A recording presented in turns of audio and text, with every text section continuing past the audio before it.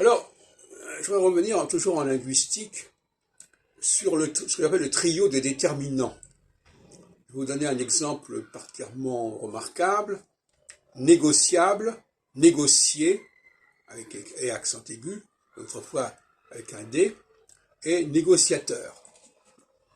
Et c'est la carence saussurienne d'avoir gardé sur les trois niveaux de déterminants deux seulement, le signifié et le signifiant.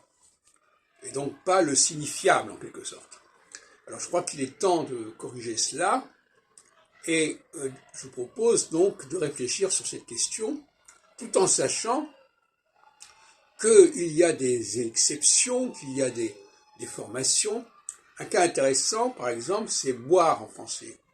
On dit buvable, buveur, mais on dit bu. Bu, c'est un passé composé, mais qui ne reprend pas le radical complet de BUV.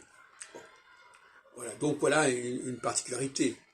Mais les Anglais ont, par exemple, able qui renvoie à cette forme justement qui a été évacuée de chaussure, et qui veut dire ce qui est negotiable, ce qui est possible, etc.